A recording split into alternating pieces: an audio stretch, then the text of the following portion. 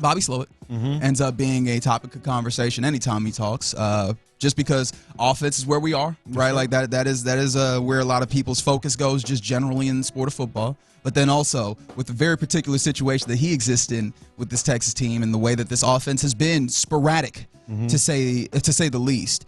And it did not feel like necessary. Well, that's not fair. He did allude to that. But there was a level of confidence in there. Was it?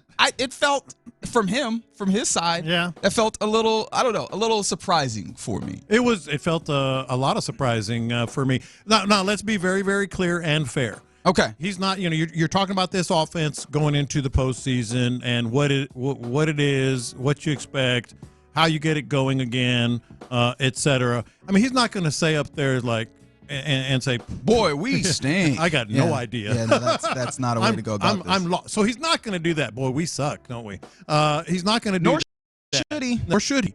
But it got a little wild, man. Just like almost, who are you trying to convince here is how I felt. And we're going to hear from him here in just a second. But are you trying to convince us? Because we know better, and you know that. Are you trying to convince yourself? The royal we? Yes. Are you trying to convince your team? Or are you just saying what needs to be said? And I think it probably falls in the last category and trying to convince his team because he wants us to think like he kept going back to a theme and we'll hear it. But let's hear it. Yeah, let's go to the tape. So Bobby Slowik, to begin off his availability, he was asked specifically why now it feels like the Texans can flip a switch heading into the AFC playoffs. I don't necessarily think for us the way we approach it is you're really flipping a switch. Like naturally you get to the playoffs and everyone's season's on the line. I'm sure everyone's talked about it. There's just a different speed to the game. There's a different physicality to the game. There's a different intensity to the game. Like you can't avoid that. And we know we've had some ups and some downs on offense this year, and there's been a lot of really evolving as an entire group. And I would say like the last 3 weeks in particular, we've really honed in on what we think we need to do in both areas, the run and the pass game, really all the way across the board that we think fits us as a group and who we have out there and our identity as a team that we can really press forward with. But then that takes time to even grow into that, and as we work through some things, even the last 3 weeks, our emphasis beyond that was we got to do everything we can to start to get hot. And that's really all. Is if you get hot as an offense, especially around this time of year, that's a really good thing for your team and your organization. And I would say probably this year, generally, like I think last year we probably had a few hot streaks in there. I feel like this year we didn't have as many hot streaks and strides that we hit for multiple games as an offense this year. And that's really been our intent. Like how on the details can we be as we go through every single one of these practices and weeks so that we can kind of start a spark. All right, so he had a couple of talking points there that you are going to hear again, and so it's clear that they are talking points. The last 3 weeks, we're honing in. We've honed in. We have honed in on over the last 3 weeks on what we want to be, how we're going to play, etc. So the last 3 weeks and honed in. Really? Let's look at the last 3 weeks. Okay. All right, Chiefs, 311 yards. All right, whatever. That's decent. 2 turnovers, 6 penalties, 57 yards rushing. Ravens. Well, we don't even really need to see the numbers there. We know what happened there, right? Titans, 1 series. So it's kind of hard to establish that is when they've honed in, so to speak, on things, because those performances are not showing me that, hey, the last 3 weeks they're kind of getting it. Hey, the last 3 weeks they're honing in. Figgy knows this. I a lot of times, and I may have used this with you, Reggie. A lot of times when I'm being sarcastic about a player or a team that is really not doing well, I always say the same thing. I say, oh, man, they're just ramping up. They're just ramping up. He did everything, but we're just ramping up because they're not playing well offensively, but he's saying that. And, I mean, there has to be a certain acknowledgement of that in there, but I think the thing that was a little perplexing within this, if I can use that word, was the idea that and I guess, again, it comes back to you have to try and project some level of confidence. But the idea that, hey, we've figured it out. We've honed in on what it is that we want to be doing. And maybe that's, again, pointing to the idea that, hey, we just need to go out and do it. I guess what would be the implication beyond that.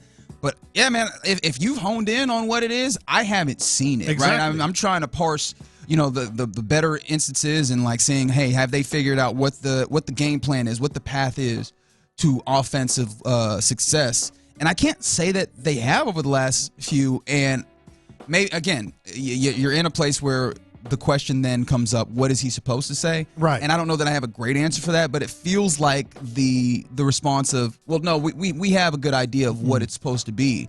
We've heard that refrain a few times and not seen the results, and it does make me a little skeptical as to what we will ultimately see. You were talking about the idea of wrinkles or whatever. Yeah. This doesn't seem like it trends towards, hey, there's some wrinkles, there's some curveballs that we'll be able to throw out there that'll give us some level of advantage on Saturday. This feels like it's trending towards, yeah, within what we have done, we know the things that work the best, and we're going to just try and hit those, which doesn't give me personally a whole bunch of confidence. Well, thank you for saying that, because that's exactly what I was saying. Like if his let's listen to cut two, but if his idea of we're honing in is we think we know what we want to do and how we can get there, but they haven't shown that, on the field. But Figgy, like, listen to this, and it's just another variation of that theme. Yeah, I think the identity is what you show on tape. You know what I mean? And as I said, that's been a moving target often this year. And I think we've honed in on what that is, and we're going to go and we're going to put that out there. We're going to execute that to the best of our ability. And hopefully by the end of every game you guys watch, you guys could tell me. So he thinks they know what they need to do. That's how I would interpret it, giving him the benefit of the doubt. But to say it's on tape, to say the last 3 weeks, that's where I'm like, man, they just haven't. They just haven't shown it on the field. But if he's saying, okay, finally figured it out, I think we know what we're gonna do. Well, then okay, give him the benefit of the doubt there. Yeah, and I do want to get to this one because I believe this is where he ultimately got to it, and it's not something that he hasn't said before, but it feels like this is a full clarification of the idea that maybe we're grasping at straws, which was he said that we've shown it on tape. So then the follow-up was, what has this Texans team shown on tape? Yeah, what people say outside of this building really, that's not really something we hone in on, focus on. We're very much self-reflection type unit and really self-inspired, and that's how we go. That's how we go about everything. So we know what this week means to us. We know the challenge we have in front of us is one heck of a defense. I mean, they're number one in points. They're top 5 in like every good situational statistic that there is. We got a challenge, but through the course of the year, we've had many challenges that we've risen to. We're extremely explosive. Like I've said that really, if there's one thing we hang our hat on without a doubt, like we got playmakers out there that can take a ball and go 20 yards any given play. And we got to clean up the in-betweens. Been that way really all season. We know that, and we'll keep pressing forward in that regard. That feels like the game plan. They're just ramping up. It feels like the thing that he identifies, and again, I'm saying all this with the caveat, understanding that he's not going to be like, hey, this is exactly what we're going to try and do this week. But he has said it before, like the thing that they're good at is explosives. And even going through that, like, how many explosives are you actually seeing from this team? And then he talks about you need to clean up the stuff in between. Yeah, that's the football, man. And yes, I appreciate from the 832 on the text line, pulling in on a situation or honing in on a situation is identifying what you need to do. It doesn't mean that you've implemented the changes to make that happen. It simply means that you've identified those issues. All right, cool, right? Like if that's the way we want to put it, that's fine. But translating that, right, like taking, I guess in a car metaphor, I don't know why my brain went here, right? Having the power in the engine is cool. If you can't transfer that to the ground, your car's still not going to go as fast as you want it to, right? And even then, like explosives, it feels like the explosives that this team has been able to generate have been a lot of individual brilliance. No, it does feel that way. They're going to try to hang their hat on that. It's Nico and however other ways that Nico and Joe Mixon that they get it. Yeah, they get the big plays. The explosive tandem, the explosion twins. It is very interesting though, because if you listen to all three of those. It kind of sounds like a guy that is also sort of politicking for, I got this figured out. I can get this figured out. Like he's sort of saying, oh, now we're honing in. How many times did he say that? And we've honed in and all this other stuff. It sounds like a guy that is like, okay, this is our last hurrah, and I think we know how to get there. He's talking to coaches, like his head coach, and maybe above that even. For his own sake, Yeah, and I think all of this, I appreciate the 832 texted him. I think all of this also continues in with the framework, and I'm not going to play the full cut, but he was asked what the biggest challenge for him in season 2 was, and he basically got to a place where he was talking about this team is, and this, the people on this offense, the staff and such, have gotten to a place where they feel really good about where they're going, and that's the part, like that's the general kind of foundation, or like context is the word I'm looking for, the framework that makes all of the other stuff feel a little disconcerting. And I don't know. I don't know what I expected from him, right? I think that's something that people will say, like, well, what did you expect? No, and we said that at the start. But coming into it, it does make me that's been the concern in this game. Is like, can you put up the points against a defense that has been pretty solid, at least scoring wise? I think technically, if you want to take away defensive scores, they'd be second. But that's nothing to scoff at, right? A team that has is really upped their defense, and the actual like schematics of their defense. It feels like you're not getting a schematic advantage in this game. It's going to depend on how well is CJ playing as an individual. Well, that's key. How well obviously. is Nico playing? Is Joe Mixon able to kind of bounce thing? Because again, it just hasn't felt like the actual offense in and of itself has created a lot for this team. and I say this a lot too when people talk about like the last 3 games, or in this case, based on what? Based on what is this confidence level and that you've honed in, what is that based on?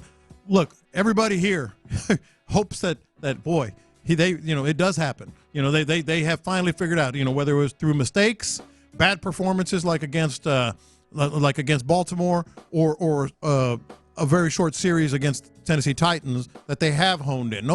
Everybody here would love to see this team just keep playing. All I'm saying is that was a weird way to approach it, and I don't know what it's based on. And I think that's where the confusion comes from. Now, I will say, benefit of the doubt, right? This Chargers team has been somewhat susceptible to explosives, right? So if you are hanging your hat on the idea that, hey, we do explosives, there is some level of overlap there with a porthole in what this Chargers defense coming in can do if you can block it up. And they usually get pressure, but they get pressure.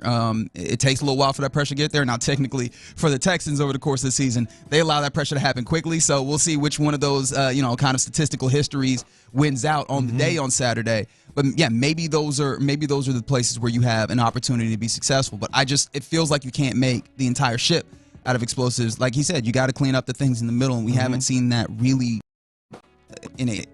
for a long span of time. You haven't seen it for the entirety of a game, and if they could find a way to put it all together, that's awesome. It just feels like, I guess, the level of confidence there that I guess you have to have going into the game doesn't match with what we've seen from this team on tape. No, it does not.